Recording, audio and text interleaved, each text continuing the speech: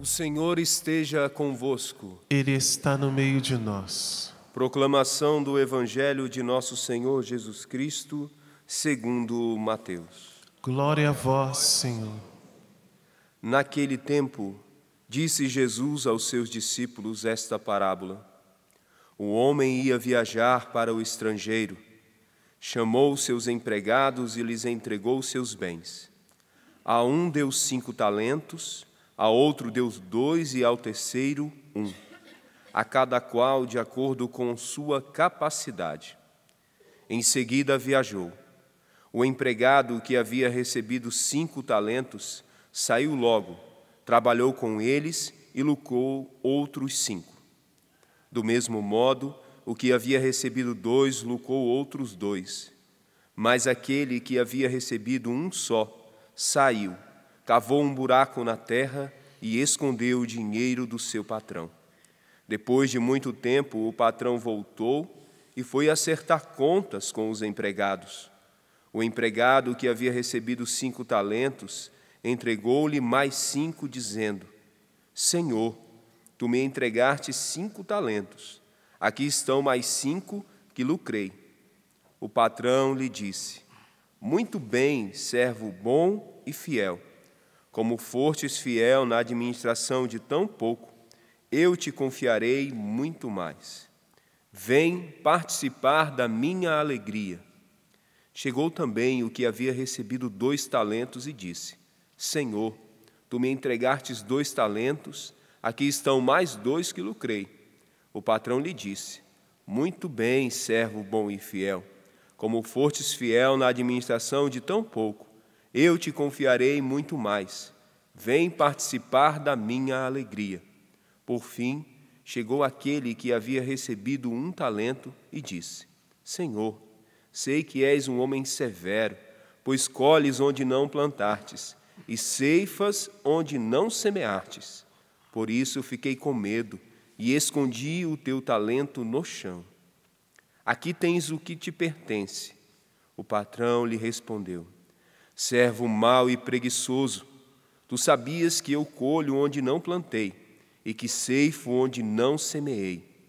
Então devias ter depositado o meu dinheiro no banco, para que, ao voltar, eu recebesse com juros o que me pertence. Em seguida, o patrão ordenou: Tirai dele o talento e dai àquele que tem 10, porque a todo aquele que tem será dado mais, e terá em abundância. Mas aquele que não tem, até o que tem lhe será tirado.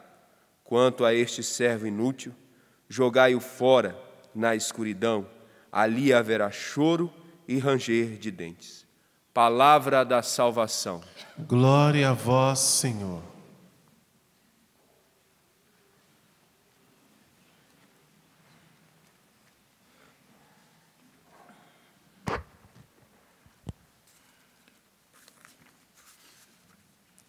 Meus irmãos e minhas irmãs,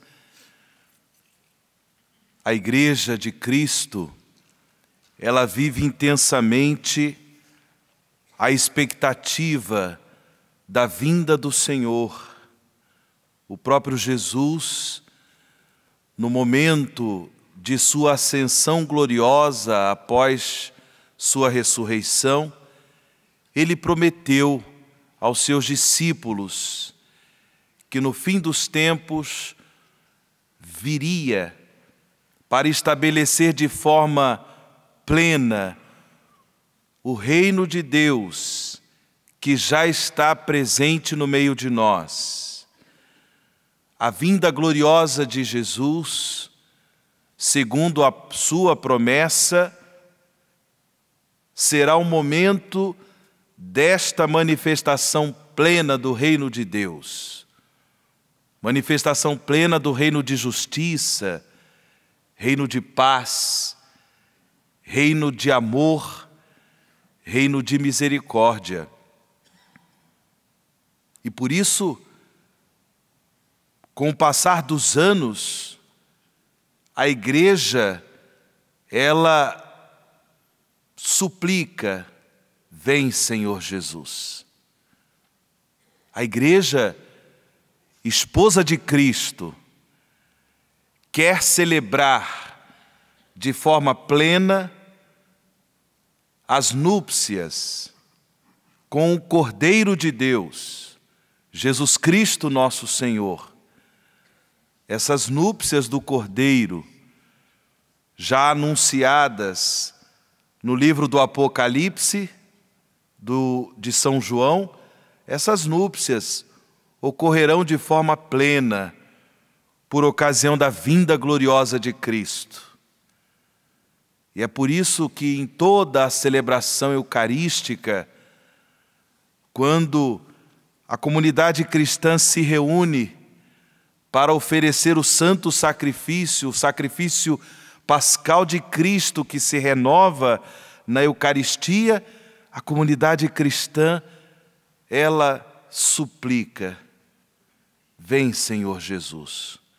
Maranatá, vem, Senhor Jesus. A vinda gloriosa de Cristo não será momento de fim de mundo, como infelizmente alguns interpretam. Não será fim do mundo, não será fim das coisas, destruição das coisas. Nós cremos que tudo passará por uma grande transformação, mas uma transformação na graça, na misericórdia, na justiça de Deus. O reino de Deus se estabelecerá de forma plena, de modo que todos aqueles que procuraram durante a sua vida viver o compromisso com o reino de Deus, o compromisso com o reino de Jesus, farão parte desse reino.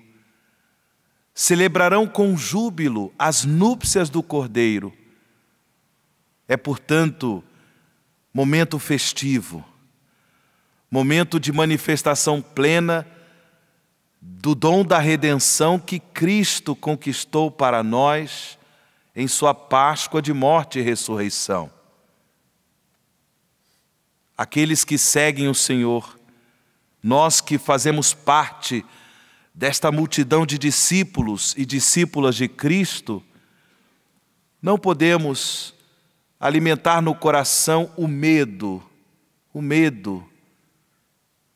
diante da expectativa da vinda gloriosa do Senhor.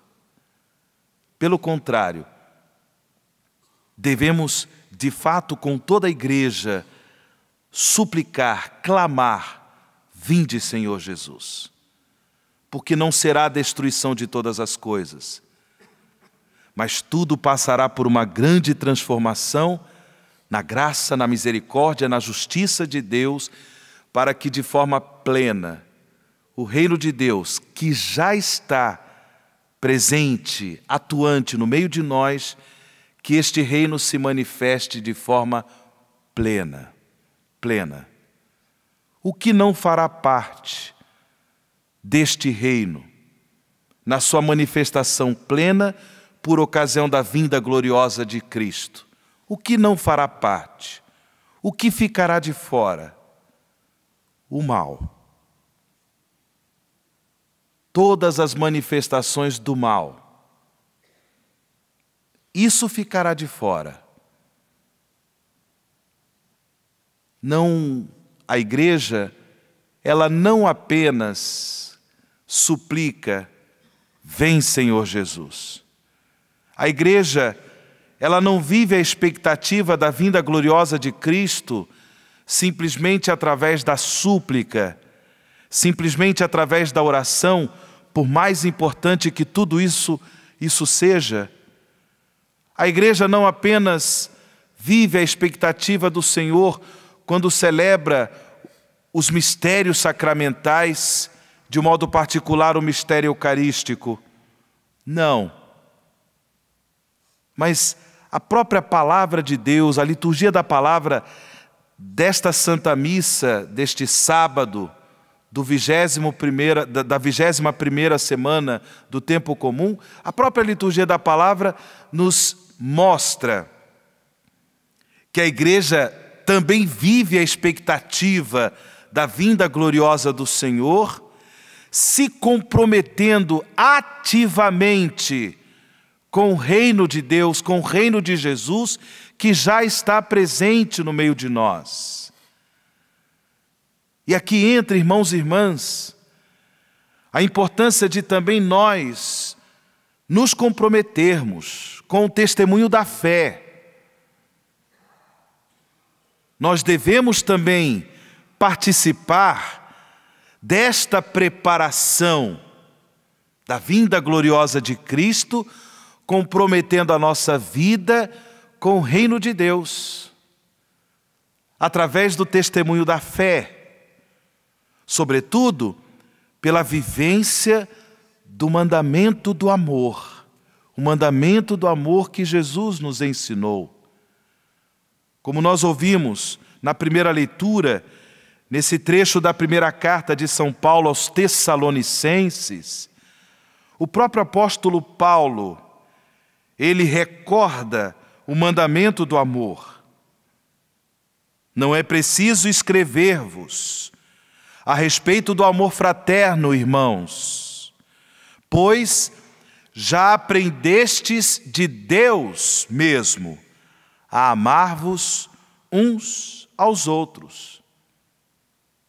E diante do testemunho da fé, diante do testemunho da caridade dos cristãos de Tessalônica, desta comunidade cristã de Tessalônica, o apóstolo Paulo diz: é o que já estáis fazendo com todos os irmãos em toda a Macedônia.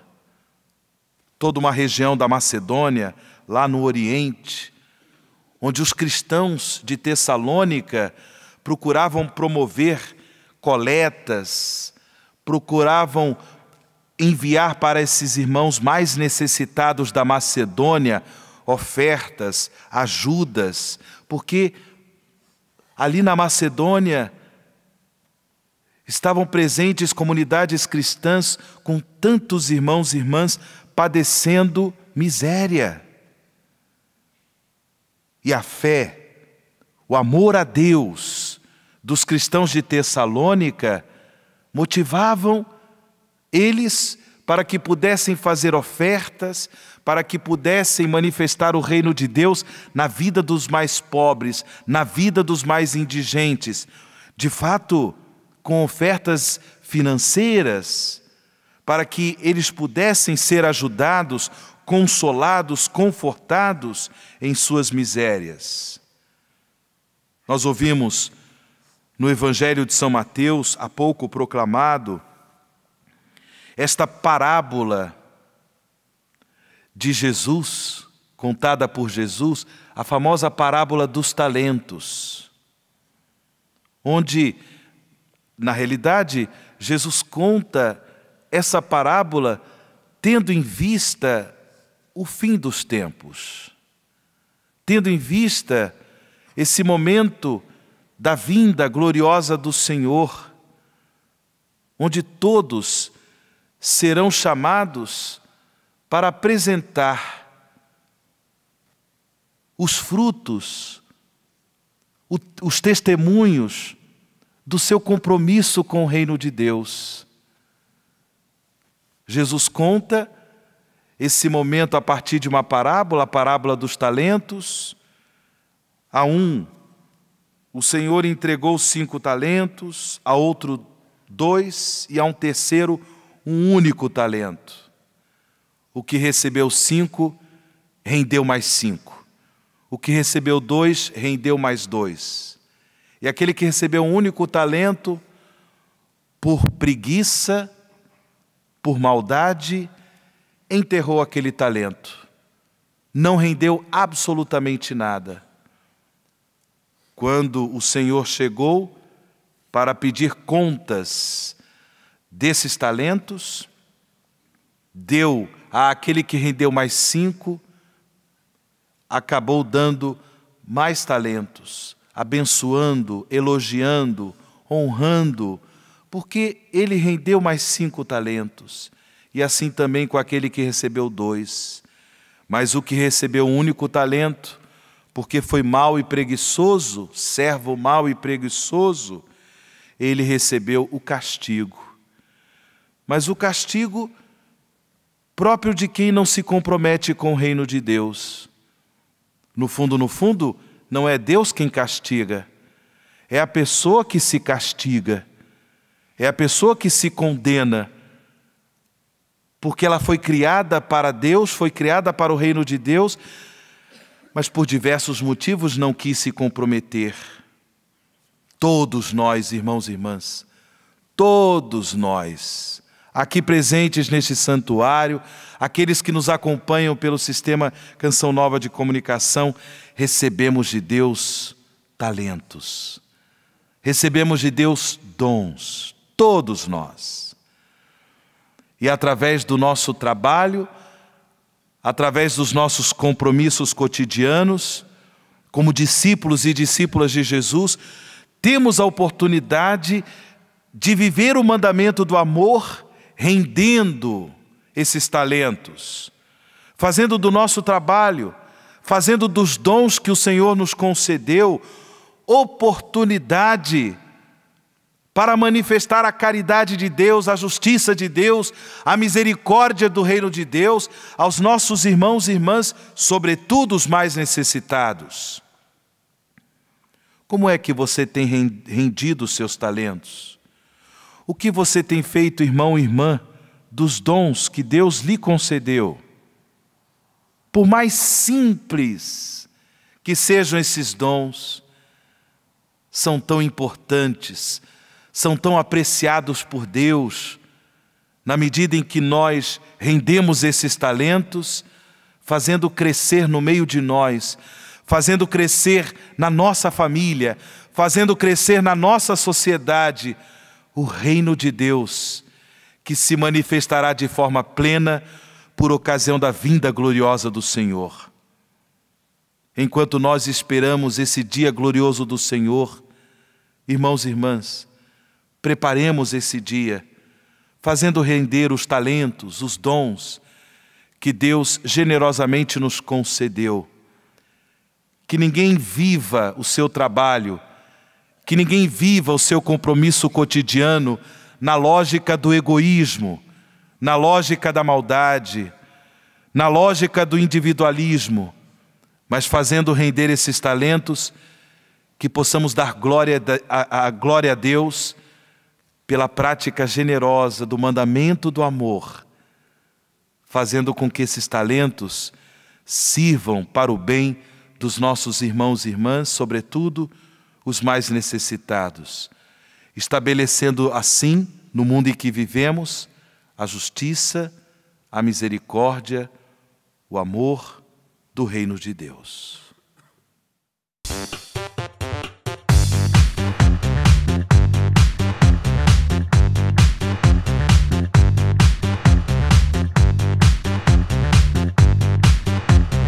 cançãonovaplay.com. Assine já!